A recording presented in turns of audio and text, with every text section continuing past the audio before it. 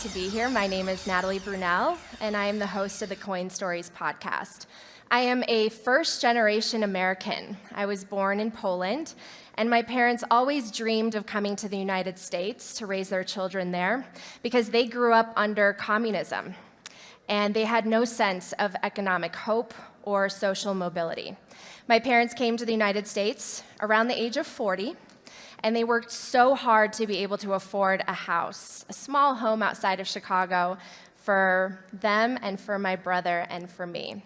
But when the great financial crisis hit in 2008, they lost everything, seemingly overnight, and they had to start over again in their 50s. And they felt really hopeless. And my hope at that young age was also shaken until I found Bitcoin. So I am Polish, I am American, but with Bitcoin, I see myself as a global citizen, one who has never had more hope for the future that we can build and create together in a system that we can make sure is more fair, more inclusive, and full of opportunity, if we are ready to seize it. One of my mentors, Jeff Booth, in his powerful book, The Price of Tomorrow, said that hope for a better life is a motivating force in economics.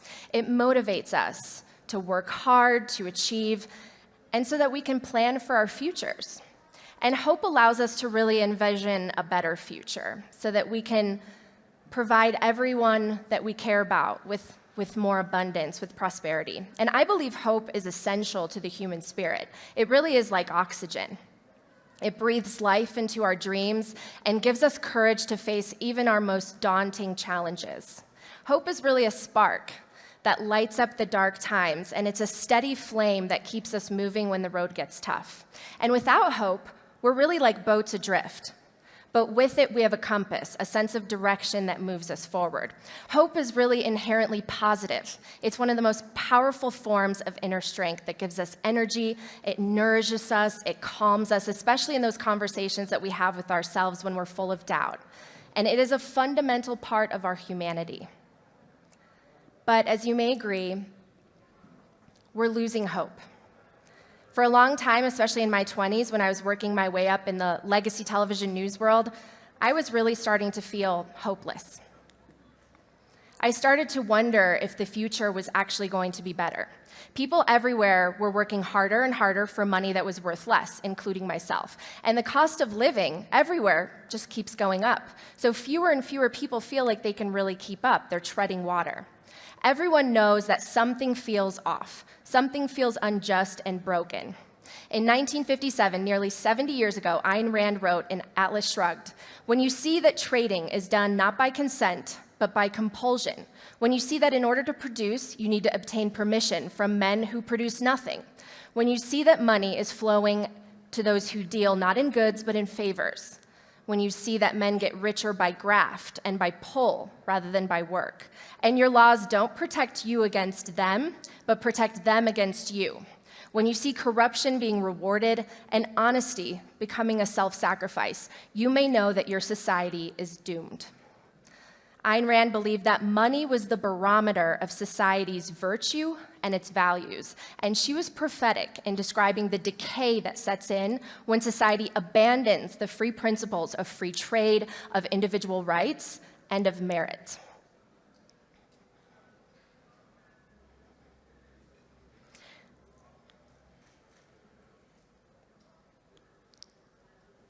The iconic American author Mark Twain is attributed as saying, "The lack of money is the root of all evil." Now, this is a twist on a biblical proverb.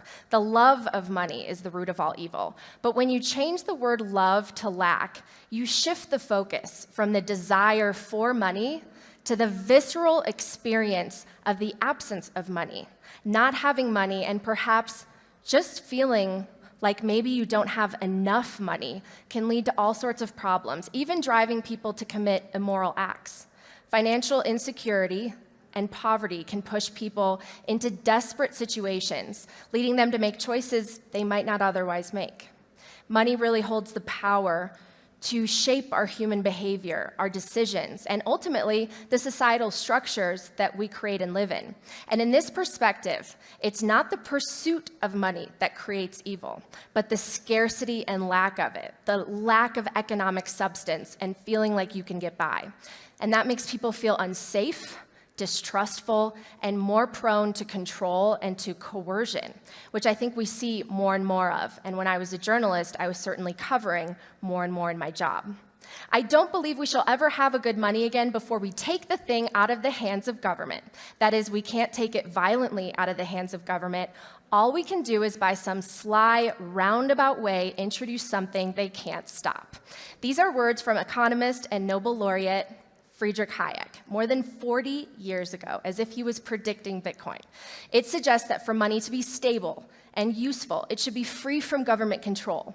But today, governments and central banks around the world hold the unbridled power to create and manage money. They can print it out of thin air with no constraints. They add billions and now trillions to balance sheets at the stroke of a key without any single vote.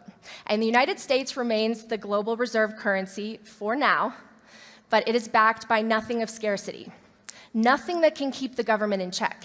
And so the people in power can manipulate our money's value, they can create inflation by expanding the supply of money, and they steal from us while we sleep. Someone very smart said not too long ago, "Fiat is a fraud." I started my professional career in 1981. The peso was 20 to 1 to the dollar. Today, we are at 20,000 to 1. This is the theft of inflation, and thank you, Ricardo, for this very direct and truthful observation. When governments manipulate and debase currencies, they strip people of their economic dignity.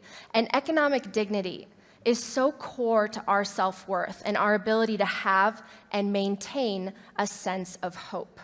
Inflation leads to feelings of insecurity, of inequality, and a loss of control over not only our financial futures, but also our lives. And it steals our time and makes us prone to distrust one another.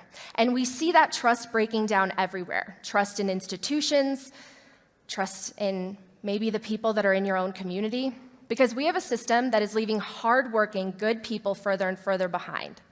The root problem with conventional currency is all the trust that's required to make it work. The central bank must be trusted not to debase the currency, but the history of fiat currencies is full of breaches of that trust. Banks must be trusted to hold our money and transfer it electronically, but they lend it out in waves of credit bubbles with barely a fraction in reserve. Satoshi Nakamoto, the father, or maybe mother, of Bitcoin, made this profound observation in the white paper that released Bitcoin into the world. Satoshi gave us a gift aimed at solving our greatest problem, our reliance on central authorities, many of whom are not elected, to protect the value of our money. And history shows that people in power are corruptible. Currencies have been devalued in every nation, and history shows that devaluation has also been used to fund countless very deadly wars. And we know that banks have engaged in very risky behavior with little or no reserves, only to be bailed out by us, the citizens and the taxpayers. These breaches of trust have real-world consequences for everyday people, affecting their savings, their investments, their financial security. Bitcoin seems to be a very promising idea. That's what cypherpunk Hal Finney said back in 2008, and he was the first person to receive a Bitcoin transaction from Satoshi Nakamoto. Hal saw very early on what so many of us see now, that Bitcoin is a remarkable technological breakthrough, an achievement of cryptography, allowing for the transfer of value in a digital, decentralized, trustless way that can be verified by anyone in the world. It is borderless, it is permissionless, and it is incorruptible. But equally important, Bitcoin as a new form of money can't be controlled. And it offers a more stable and a more equitable financial framework for us to rebuild on. We have to have a strong foundation. It is a movement for financial freedom, for economic empowerment, and for the separation of money and state. For the first time, we have a form of money immune to manipulation and monopolization, and it levels the playing field for everyone in the economy. I am a capitalist. And I have never seen a more capitalistic system than Bitcoin, which rewards putting in the work. It is a meritocracy. To create money in the fiat world, the people in power, those at the top, they can just push a button and make it at no cost to them, but at a great cost to everybody else, to the savers. To create Bitcoin, you have to expend energy. You have to make sacrifices. And you have to follow the rules. There is no one with a special advantage or privilege. It is a system of rules without rulers. And it is a free market, encouraging the accumulation of capital. Capitalism has been the most successful system for making people better off materially in the history of the world. Warren Buffett. Now, he may not understand Bitcoin yet, but he understands capitalism and wealth creation, and he has benefited from the fiat system. We don't have real capitalism today. We have crony capitalism. We have the Cantillon effect, where those closest to the money and to the printer and to the power benefit. This is not the spirit of capitalism. Capitalism fuels prosperity by enabling free trade and innovation and competition, where risks can be justly rewarded or allowed to fail. Capitalism allows people to create value by solving problems and ultimately serving others.